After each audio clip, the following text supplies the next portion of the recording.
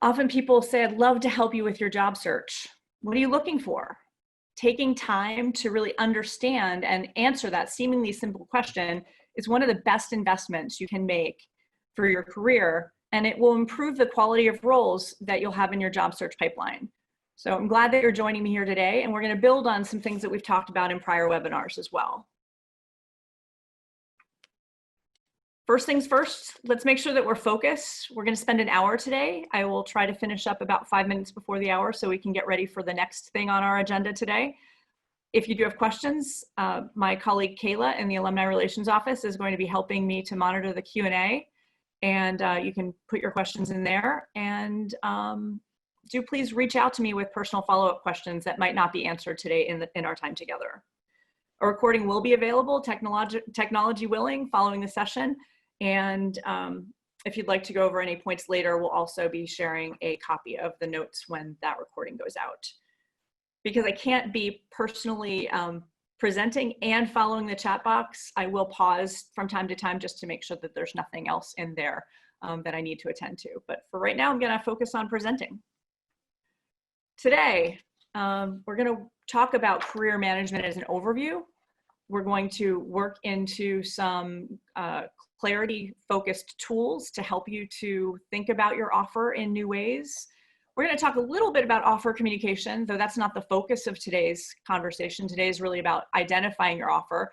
And then later on, we can talk about how the different ways that you can communicate it. You want to have an idea about where we're going to go with all of this, though again, not to put the cart before the horse until we're really clear.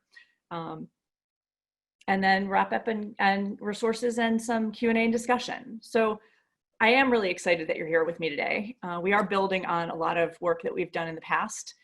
Last month, I talked about in job targeting the 3-point plan, me plus who equals we, where the me is your offer, things that we're talking about here. What do you want to do? And what do you want to never do again? So if you want to go back to that and again, understand more about how this fits into a broader context, do please again, think about our prior webinars.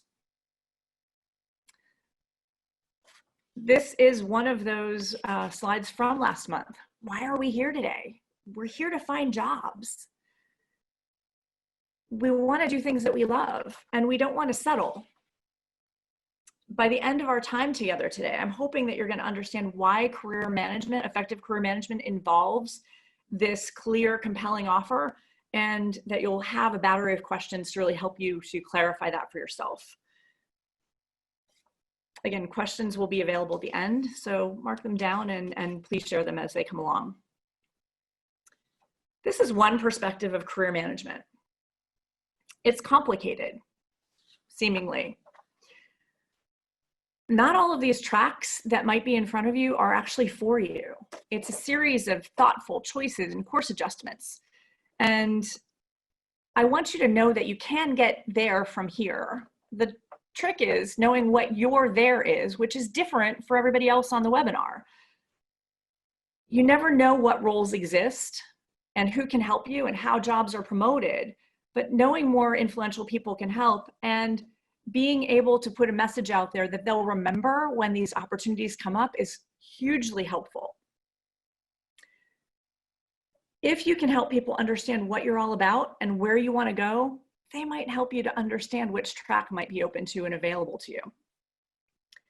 Successful career management is ongoing and iterative, and it's a combination of thoughtful strategy and tactics.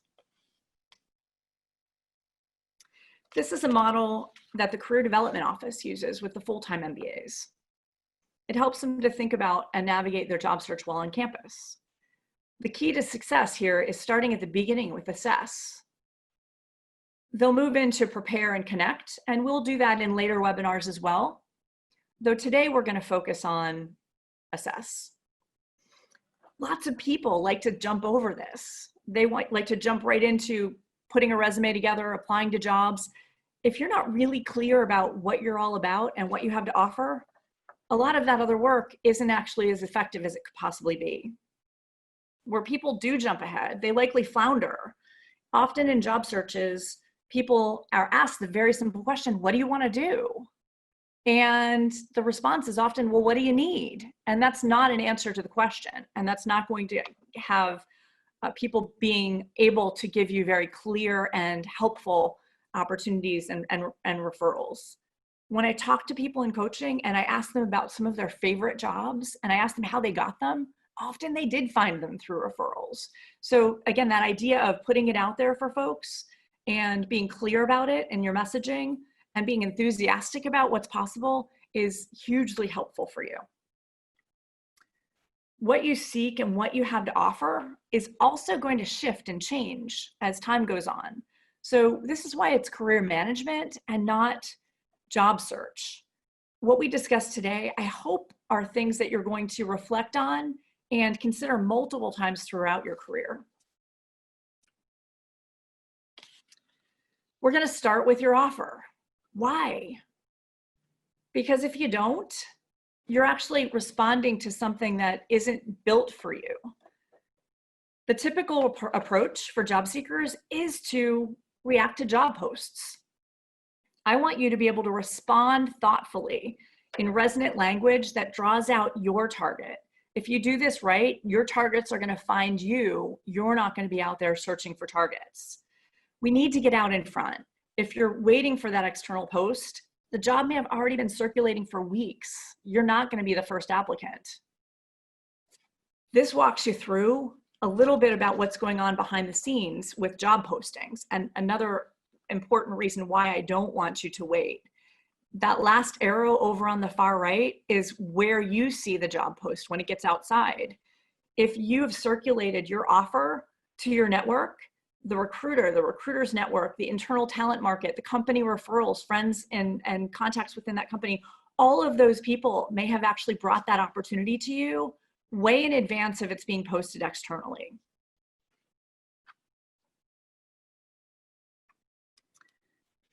So moving into some foundational truths from me as an executive coach, as a career coach that has been doing this for a long time, I want you to think beyond the titles you've held in the past. You're special, and there's a lot of really cool ways for you to combine your unique skills and experiences in ways that can create value to other organizations, ones that you might not have even considered. Some of you already know the story of how I got to Yale SOM. I wasn't looking for a job. My offer, the opportunity to interview came through my network. And it turned out to be a job that I absolutely love. And I'm thrilled to be able to support our executive MBAs and our alumni in the ways that I do. I would never have even looked for it though. It was not on my radar screen. We look for what we know in the places that we've looked before. And when you put your message out to people, sometimes people can give you some interesting new ways to think about what you've done in the past. Another quick story for you about me. I used to be an accountant. Again, some of you know that story as well. And when I was stepping back from my career in accounting and finance and operations, and I said to a few people, what do you think I should do if not this? A few people said, you should be a coach. And I said, I'm athletic, what sport? At which point we got into and talked about executive coaching and business coaching. And it wasn't something that I'd ever considered because I wasn't an HR professional. And coaching as well, in the early days when I'd seen it in business, was actually very punitive, and it wasn't generative and supportive in the ways that coaching is today, in the ways that I do it. So other people may have points of view that are really useful for you, and I want you to kind of be in that space of openness there. So as we move into working towards clarity, I'm going to encourage you to embrace your curiosity and explore. Again, you have skills and outcomes and strengths and values, all of which you're going to bring together to be part of your offer. I mentioned before that we get what we focus on. The grass is greener. I said this to somebody in a coaching appointment this morning. The grass is greener where we water it.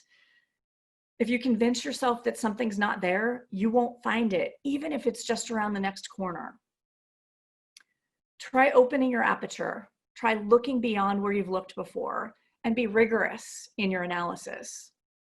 Take stock of where you've been and what you've done, what you've loved, and what you'd like never to do again. What would you like to do in spending your working hours? With whom do you want to spend your time? Doing what? What impact? What do you want to be known for? I've shared this with you before. This is the board, my whiteboard in my office, which I haven't seen in months. But some of you have actually seen a copy that I've written down and I have next to my computer and I share during some coaching meetings when people need a reminder. I want you to think about your intersection. You'll recognize this. I also shared it in the job targeting webinar. Your zone of genius is that combination, that place between what you love and what you're known for, what you're really good at, where you have a sense of positive energy and purpose. And when you actually you find that zone of genius, your offer, and you combine it with where you can actually monetize it or create value externally in the world, it could be through volunteering, it could be through a job, that's where you're gonna be happiest. And that's what I'm trying to help you to achieve here. Often with this model, if I don't walk people through it, they want to start with that dollar sign. They want to start with, well, what can I do? I don't want you to start there. I want you to start, there's an order here. I want you to start with, what do you love? And we'll get into this a little bit more as I talk about some more specific questions that will help you to clarify these things.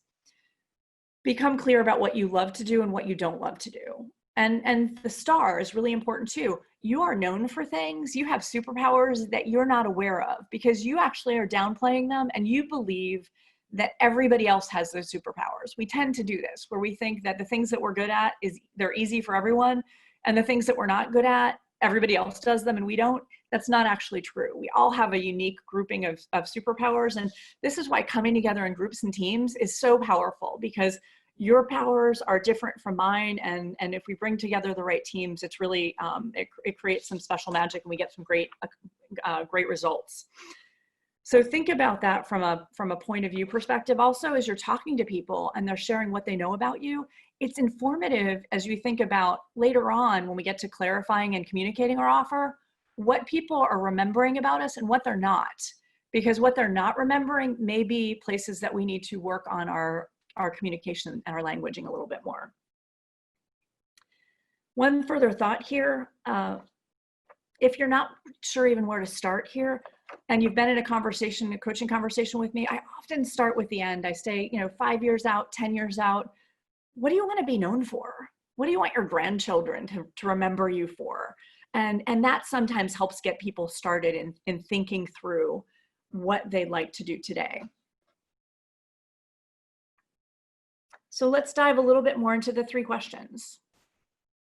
And these are things I'd love you to in fact write down. Not typing, but write down on a piece of paper. What gives you energy? What drains your energy?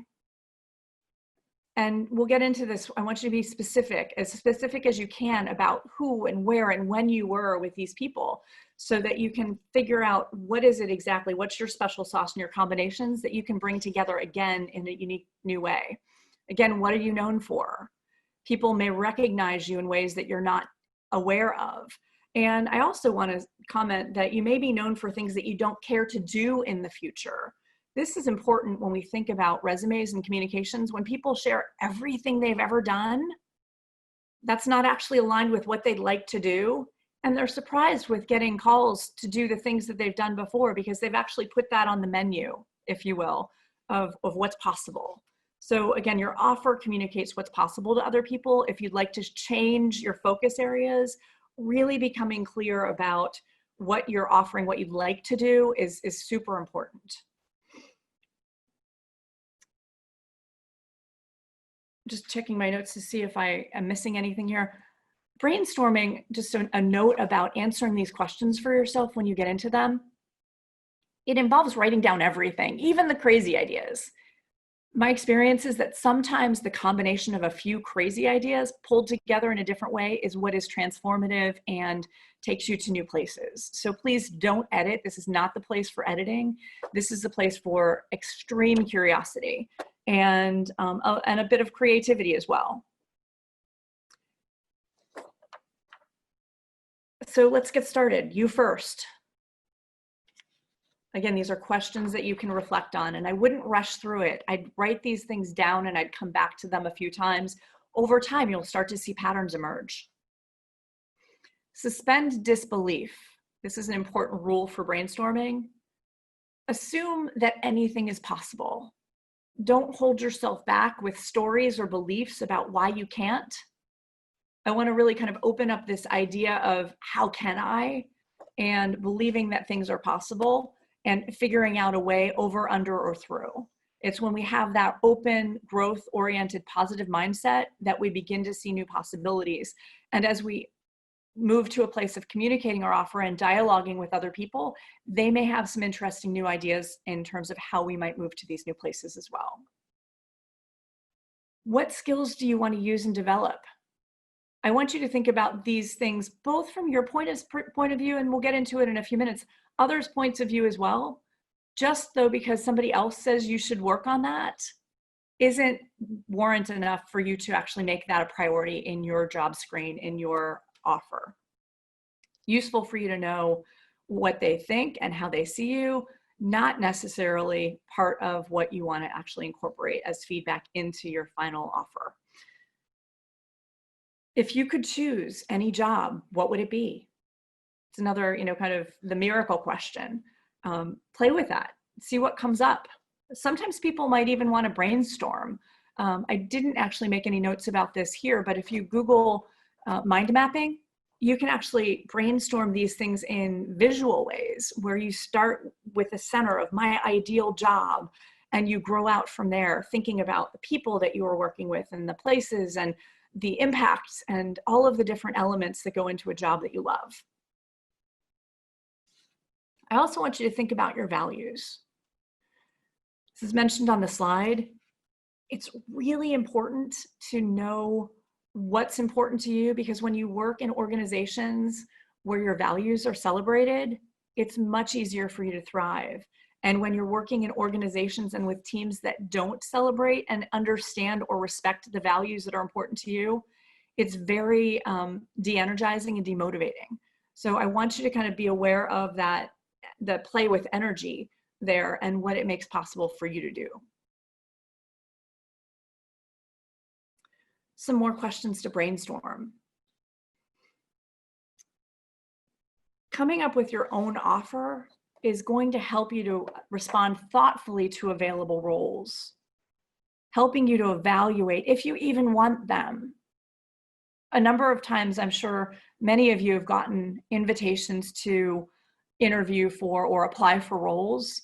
And when I talk to folks, often the first question I ask them when they come to me about applying or interviewing for a role is, do you want this? Is this work something that's going to take you to a longer term goal that is exciting to you? And if it is, fabulous. And if it's not, why are we talking about this? Is there something else we could be talking about that would be more productive, more useful? You're inviting these opportunities in by the messaging that you're putting out to the world. So again, think about what's that invitation? What does the welcome mat look like?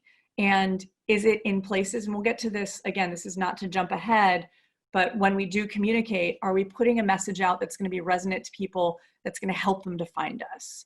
That actually goes back to the picture that I had on the very first screen where the person was looking up at the building. And I chose that picture for a couple of reasons. One, because of the energy, it was kind of like, here I am. And I was thinking about it from the perspective of the people in the building seeing him, and also his excitement to actually offer up to do whatever it is that he was doing. So I found that to be very energetic, and I want you to be energetic about your offer and thinking about to whom you want to share it, because not everybody is part of your offer. Moving right along. Digging deep and knowing your why is important too. Simon Sinek's work, Start With Why, and his TED Talk could be interesting things for you to review. Many of you are already aware of his work. I want you to engage in this idea more fully. And I'll give you an example. If you think about an activity that you love, I want you to dig in more deeply and figure out, what is it about that activity? Is it, I love doing these webinars. What is it about doing these webinars that I love? Is it the people that I'm doing it with? Is it the feedback that I receive? Is it knowing that I'm having an impact on people's careers? There's a lot of different things. Sometimes people are excited about the challenge. Sometimes people are excited about the task. I want you to think about what specifically do you like, because you might be able to pull those elements of what you love together in new ways, in new jobs. And it's hard to do if you haven't been so specific. An example I'm using here is Little League. If you're thinking about a Little League baseball coach or a softball coach, you might have 6 coaches on the field, and they're all there for very different reasons. One might just love the game so much, they'll take it any way they can. One might be there to teach children sportsmanship and skills and discipline. And one might be there to support children by giving them a place to play. I think we all need a place to play these days. Somebody else might be there to want to help children to grow and feel encouraged as they're going through emotional and physical growth and challenges. Somebody else might want to just be there to spend time with their own kid. And another person might be thinking about giving back because they had a great coach that was influential to them as a child. All of them are there for very important reasons and very different reasons. So just the fact that you're there isn't enough. That's kind of like your job title. What is it about why you're there and why you like the work and really want to kind of engage with similar work in the future? That's going to help you also later on when we get to a place of telling stories about why you'd be outstanding for certain types of roles. So incorporating these ideas and writing them down is going to help you in other parts of the job search process too, beyond just getting clear with this offer. So please don't lose this information as you're pulling it out. With who do you want to work? This is super important also. Culture fit matters. You're not for everyone. This is part of your screen about what you want to let in.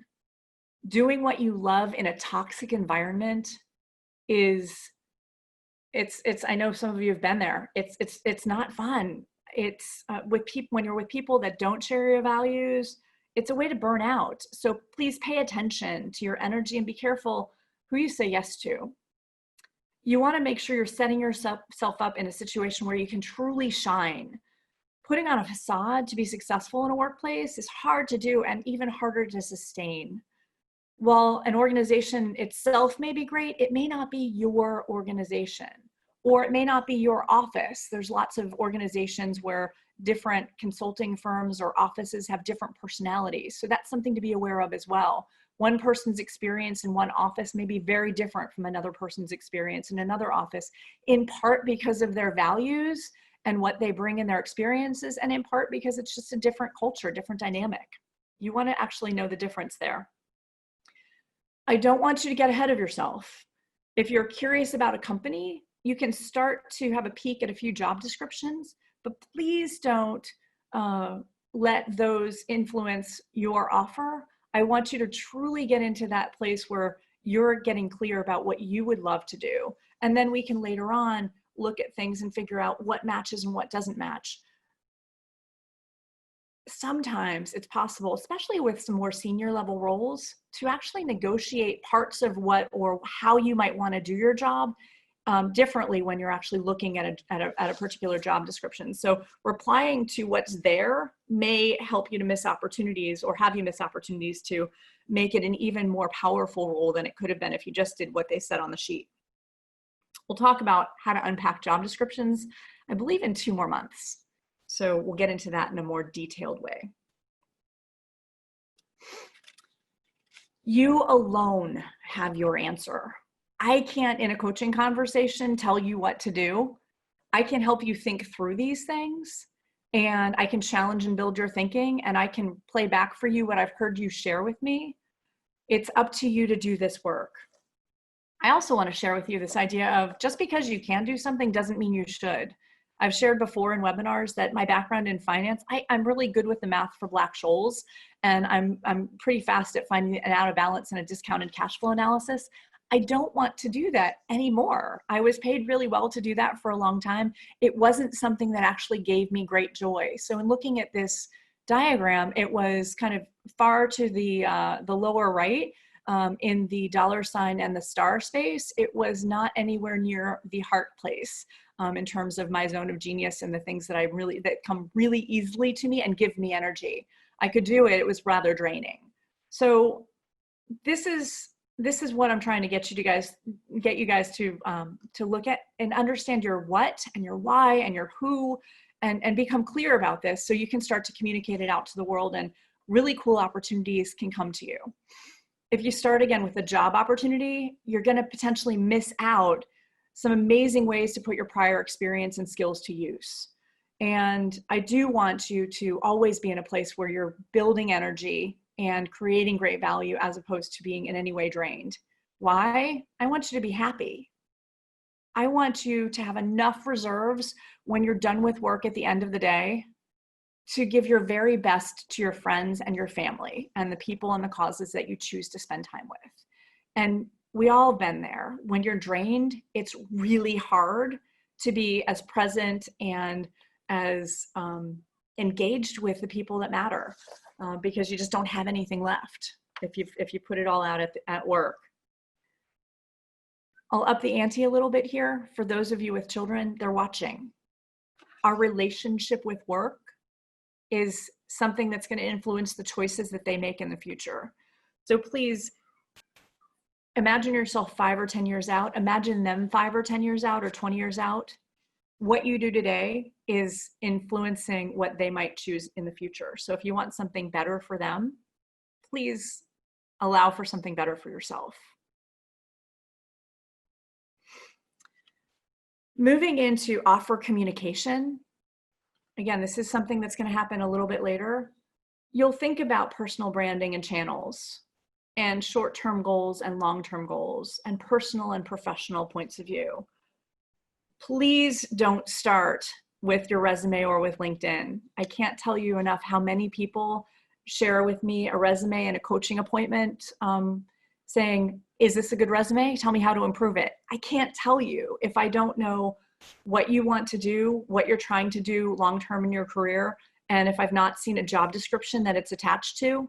It's really hard for me to help you to understand it, or to give you thoughtful feedback and advice about whether it's going to be effective, both to that organization that you're applying to potentially, or to your long-term happiness.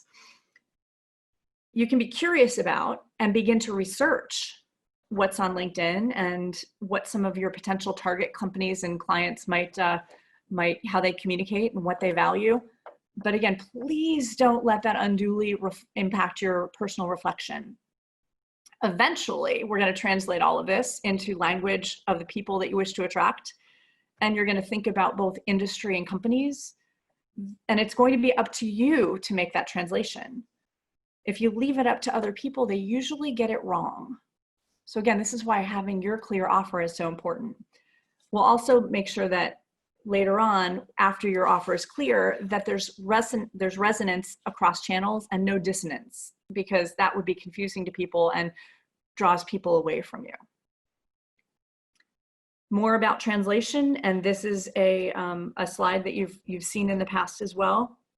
You want your messaging to be resonant and memorable and easy for people to repeat and share. Again, if we think about where the jobs come from and how they get posted, all of those different places where your friends and your colleagues can actually share, hey, you know what? I think Jamie is a great person for this, or Abigail is a great person for this role, and let me introduce you. If they don't know what you're doing and they can't remember or tell somebody why you're great or they should be interested in meeting you, it's going to be harder for you to make that connection. So it's going to be personal, it's going to be differentiated, and it's going to be memorable. Assumptions are very rarely accurate. So again, please think about what's most important to you and be clear about it. Another idea for you to contemplate and just think about in terms of where we're going with all of this.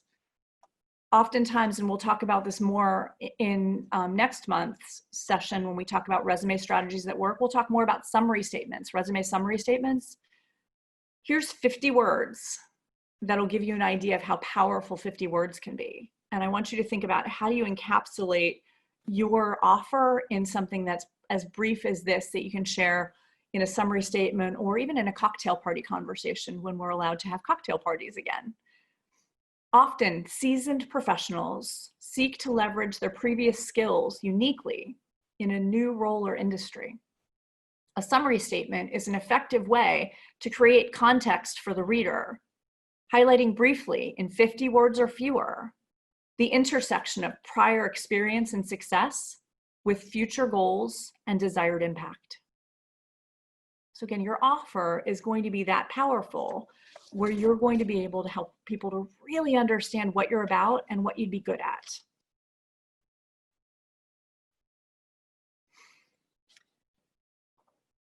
When I speak to somebody, I mentioned this before, who's excited about an opportunity, I start with the end. Do you want this job? And I'll find out pretty quickly if they're just applying to a role or if it's something that's more aligned with their offer or what would really make them happy, that intersection. We'll start with that end in mind and move forward from there. We'll talk about unpacking job descriptions in the future. I've mentioned many times that often job descriptions are poorly written by people who haven't done the job.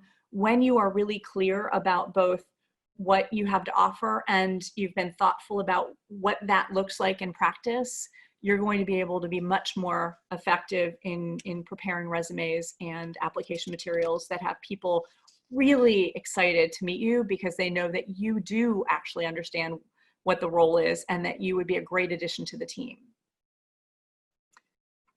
So we're coming to the end of the time in terms of my prepared comments. I don't see any Q&A in there yet. I'm hopeful that you guys have some things that you'd like to engage with so we can have a more interactive dialogue here, at least through the Q&A. I want you to remember that you're special and there's no one else that brings your skills and your experiences together in the same way. You are also built for success. You've accomplished great things already, and there's more to do.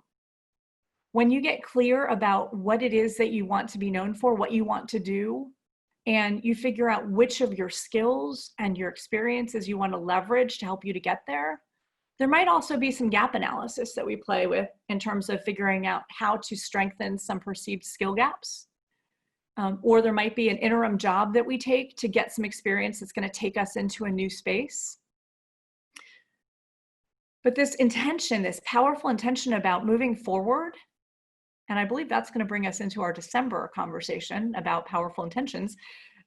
This is kind of where magic happens, and these ideas and opportunities that would really make you happy and be fulfilling are going to happen. It might seem odd to talk about things so optimistically in the days that we're in right now amid COVID and social distancing. Hiring is still happening. Companies are appropriately taking a step back to reevaluate what's going to happen and how to be competitive on the recovery side of this recession. And often what's demanded after a market disruption like this is very different than what was needed on the front side. So this is another reason for you to get really clear about what you can do and how you can be an architect to help to move forward with what the plans might be for that newly designed future.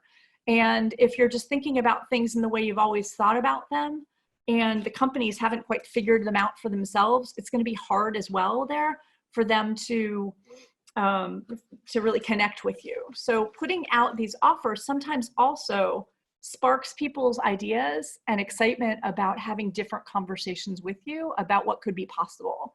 And sometimes in those conversations, jobs might be created or opportunities might be created that didn't exist before they knew that you were even there. So I put that out there for you to think about, and also recognize that when you resonate with positive energy and enthusiasm about what you have to offer, it makes it so much easier for others to remember you and to surface these amazing opportunities for you that might actually, as I mentioned a moment ago, never get posted.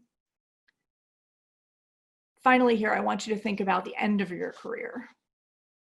Leave no stone unturned. I want you to get there and to be proud of what you've done, the impact you've had in the world, and to have no regrets that you've left anything important undone. So if you're not putting out your best offer, it's going to be hard for you actually to achieve that. In terms of some wrap up and resources, we covered a fair amount today. Hopefully you found it useful. And I'm hoping that you actually are clear about why this starting in assess space and working with and becoming clear about what your offer is, what you can and want to do for the world, the ways that you want to impact business and society, why it's important. And you've got some ideas about a battery of questions to really help you to clarify that for yourself so that when you get into that prepare phase and you start to think about connecting with people later on, you have the fodder, you have the content that you can refer back to create powerful stories and resonant bullet points that intrigue people and have them leaning in to learn more about you. There's more to come in terms of future webinars and also in terms of coaching appointments. If there's something that you want to talk about in person, one-on-one, you can make an appointment with me through the alumni portal career page. And there's also, as we mentioned before, and as Kayla has happily shared with us already in the chat, the links for the webinars that are also here on this page as well. So we'll dive in now for questions. And I see that there's a couple here. So the first one I'm looking at here is, can you give me some more details on personal branding and how to approach it? So great question. Branding is all about your audience. So again, I don't want you to jump forward to that yet. And it's also useful to think about where we're going because that's going to help you to think about what you want to be clear about. Your branding is going to be just like a company, just like a consumer product, or even Yale SOM. We have a brand, and it's up to you to be the steward of that brand, frankly, to clarify it, to know what that's like. And that's what I was talking about very briefly in the slide when I said that you want to make sure that your messaging is consistent across channels, because dissonant messaging is confusing to people and they'll step away from you if they're not clear about who you are and what you'll do. Your branding is really how you're known, how you're seen by other people. It is not how you're seen by yourself or how you see yourself. And it's not even the intersection between how you see yourself and how they see yourself. Your brand is how other people see you. So this is why we want to pay attention also to who's being attracted to messaging that you put out there and what is it that they're attracted to. When I was coaching on my own and people would reach out to me and want to be, you want to engage as clients, I would always ask them, because it's a referral-based business, please help me to understand what was it that that attracted you to reaching out to me versus any other coach you could talk to. Or if somebody actually reaches out and they haven't really given me a thoughtful invitation on LinkedIn, I'll ask the same question. Thank you so much. What is it about my profile that has intrigued you, and how is it that you think that I might help you in the future, or that we might help each other? So getting that feedback is helpful for you to be able to adjust whether you're attracting the right people or not. So your brand is really to kind of, it's your way of helping people to find you. So hopefully that answered that question a little bit for you there. If it didn't answer it, please follow up with another question. But that's a start, and we'll get more into that in future webinars. And we might have actually talked a bit about that in both job targeting and the 3-point plan, as well as powerful storytelling, because all of these ideas come together. And I think if this is your first webinar, maybe go back and look at some of those earlier webinars. And I think you're going to hear some themes emerge that's going to make things clearer for you. So is it a good idea to ask your former coworkers, colleagues, or employees what they think your skills, strengths, or even where you seem weak? Absolutely. Again, that's part of, if we think about the prior question, your brand, that's part of how you're seen in the world. So if there's things that you're really good at that people see as being growth areas or opportunities, there's something that you can do there in terms of showcasing those in a different way. And letting people know that that in fact is a strength area of yours, or that you've actually compensated for that, not by doing things in maybe the way that everybody else has done it, but that you've actually achieved those types of skills and outcomes in other means. So again, absolutely a good idea to understand how you're seen. And again, my story about how did I become a coach? it was something that other people had seen. And when I go back and I think about what I thought I wanted to be when I was in high school and what I thought I wanted to be, very early in my career, I'd actually lost my way. And I'm now more closely aligned with what I thought I wanted to be doing when I was a young person than what I had decided I should do when I got to college. So absolutely ask people, ask other people. The other thing I'll say about that is that's feedback. All feedback is incredibly valuable. It's not all going to fit. So it's kind of like the analogy I use, it's kind of like a sweater, an ugly sweater you might receive for Christmas. It might not be what you would buy for yourself. I'd like you though to try it on, because sometimes you don't think it's going to fit and it fits pretty well. And you want to actually, take that feedback in, even if it's not something that you wanted to hear, because it's only with awareness that we can actually express change and work towards change. So always say thank you for feedback you receive. And then you might ask more questions about it to understand more fully somebody's experience of you or why they might say something. And again, that's going to help you to understand how you're perceived. And it may be that that is your target audience and you need to do some work to clarify and revise how they see you. And it may be that it's not your target audience, and that's okay. And you can, kind of let that go and focus your time and efforts on who is your target audience. Because again, remember I said earlier that you're not for everybody. There's some people that you're for, and there's some people that, you try to go and work there and do those things. It's not going to be as fun or as energetic or as rewarding as it would be if you found environments in which you really were set up to succeed because of the alignment of your skills and your experience and the values and the goals of the organization. So hopefully that answers that question. Let's see, what do we have next? I've spent years in senior management, but not as a president or CEO. In general discussions, others always assume I want to be a CEO. An extreme introvert. Is a career in senior management possible? If you spent any time with me so far, I think you might know that I think that anything is possible, and we really want to be clear about what it is that we want to do and why we want to do it. And if there's assumptions, again, I mentioned that in one of the very last slides, assumptions are often wrong. It may be, and actually I'll give a shout out. I'm going to be talking to 2 alums next week on creating your best third. So really thinking about end of career. What is it that you're doing and how are you interacting?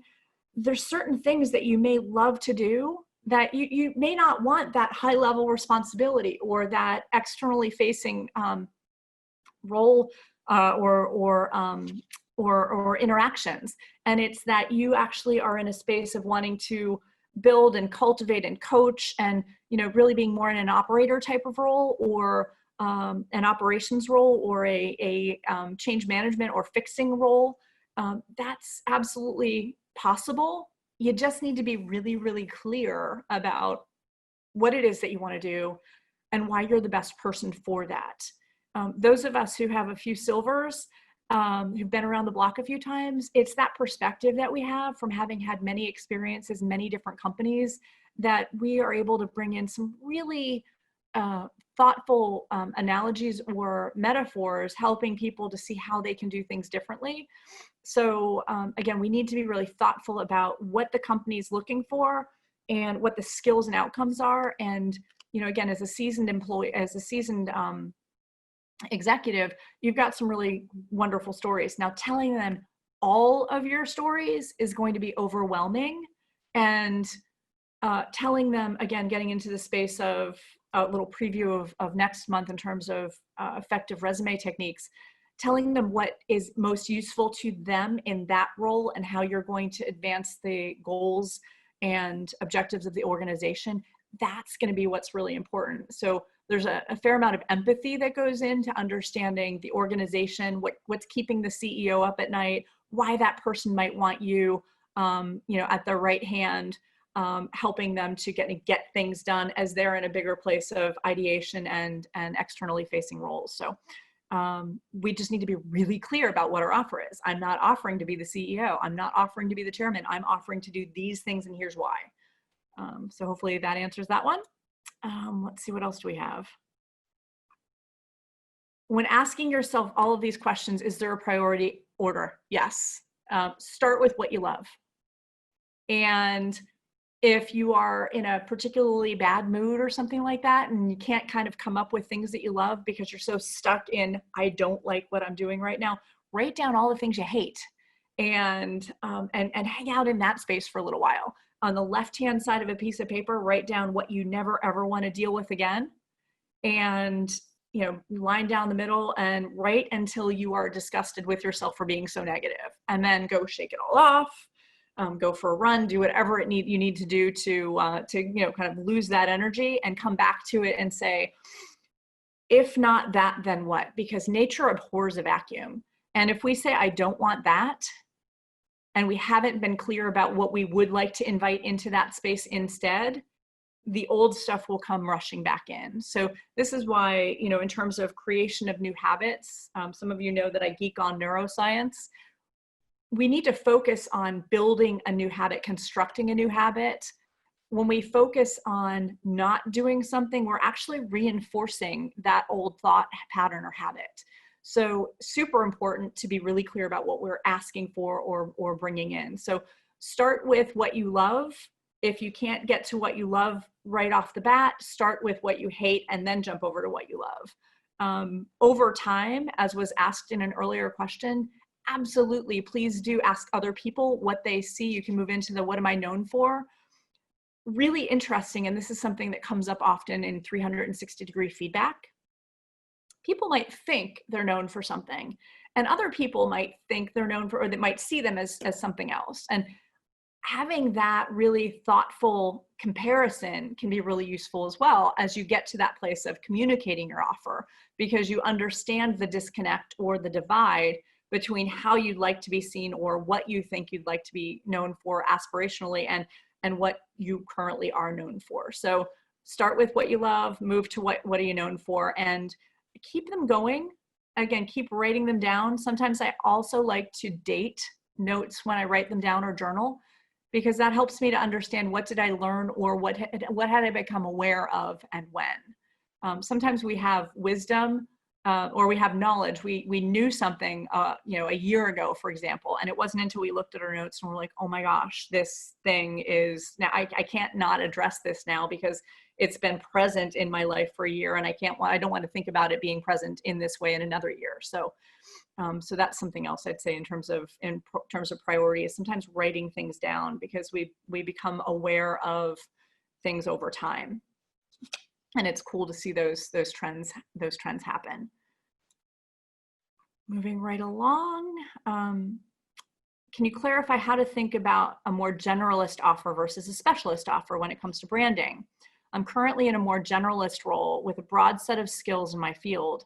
There's a specialist area that I think would fall within my zone of genius, but it might be a bit niche or limiting in terms of number of potential opportunities in my location. Is there a way to to effectively explore the more specialist ops while staying open to the more generalist ops that may be out there? So that's a great question. First of all, I'd like to encourage you to have a peek at a book. I actually heard of this book by one of our professors, Peter Boyd. He was reading it, and I said, you know what, if he's reading it, I want to read it. It's called Range, and I believe the subtitle is Why Generalists Succeed in a Specialized World. So that could be really useful. The author is Epstein. I am not remembering off the top of my head the correct name. First name, it's either Michael or David.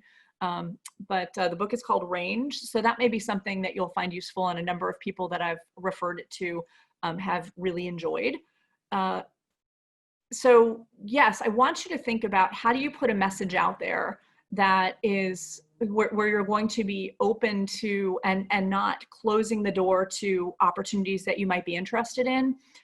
Though you can't just be wide open, because if you're not giving some people an idea of what your focus areas are, you're going to have no one coming towards you. And I guess the easiest way for me to explain this is this. Before joining SOM, I actually taught coaching at NYU for 12 years.